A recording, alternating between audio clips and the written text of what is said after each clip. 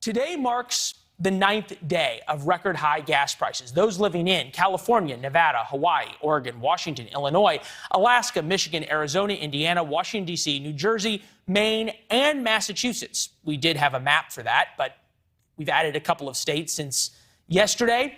They now all pay $5 or more a gallon. The national average is $4.91. Actually, it was $4.91 a couple of hours ago when we wrote the script. GasBuddy.com now reports that it's $4.95, up a few pennies in just a few hours. That's $2 a gallon more than when President Biden came into office. Gas goes into the price of everything. And oil, actual oil, goes into virtually everything made these days. So take a family making $68,000 a year. That's the national average. Gas is up 48%, food up 9%, rent up 15%. That is $330 more per month every month, nearly $5,000 a year more than when Mr. Biden took office. And there is no sign it's getting better anytime soon. Batya Ungar-Sargon, deputy opinion editor for Newsweek, is here. Batya, I can't get over this issue that the two things of crisis we're facing, gas prices / inflation and baby formula, hit the middle class and the lower middle class by far the hardest. 100%. You know, the people who sit there on Twitter all day talking about how these are not real crises, these are not real issues. These are people who work from home, people who don't have to drive a couple hours to get to work, people who don't have to have baby formula for maybe more than one baby, more than one child. You know, we're talking about the class divide here. The people in charge of making policy are part of the elites. The people suffering from their bad policy are part of the working class and the middle class, and they are experiencing these bad policies in ways that the people who set the policies just never do and never will. And I know this pains you to say, as somebody who is a progressive herself, especially when it comes to economic issues, there's probably no better example of that than Debbie Stabenow, Democratic senator from Michigan. Take a listen.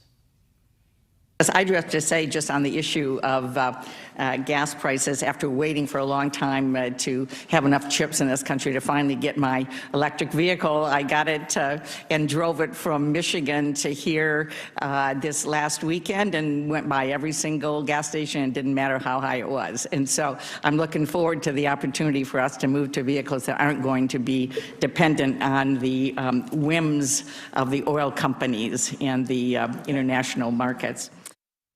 You know, this didn't really work out so well for the French or the Russian elite, did it?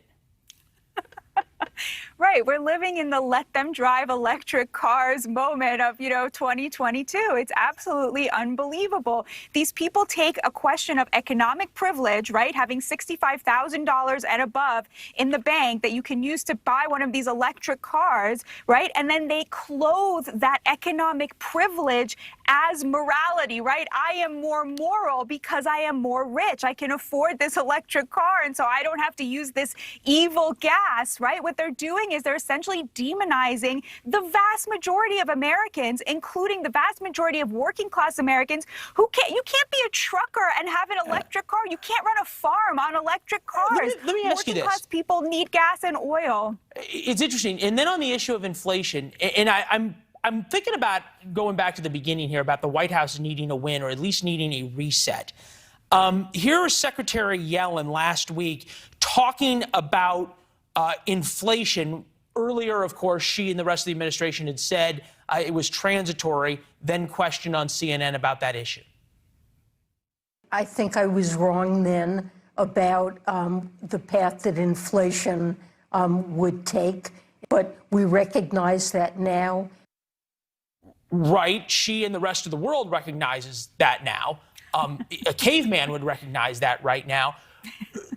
As you talk to your liberal elite friends in New York, which you have many of, has there yet become a frustration with Joe Biden, not necessarily over policies, but over politics, that he's not firing people, he's not sort of resetting in a way that gives Democrats at least something to point to come November?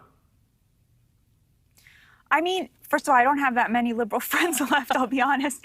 But I will tell you that, I think one of the problems here is that the Democrats are obsessed with messaging. They're obsessed with winning, like slipping by, convincing Americans that they still represent them so they can win, instead of being obsessed with policy and the lives of everyday Americans. And it's so clear the thing they're worried about is not improving the lives of these people, but getting into office again. But we're seeing right now what they do when they have that power, which is absolutely nothing, although not nothing. Yesterday, President Biden signed an emergency executive order. What was the emergency? Making sure that people can import solar panels from China without tariffs. Even though they're relying on Uyghur slave labor, and even though they're in violation of all sorts of other environmental policies, right? This was the emergency to make sure that we could get this, these cheap goods from China. I could not have teased our next segment better, because that's what we're talking about next. Batya, good to see you as always. Thank you.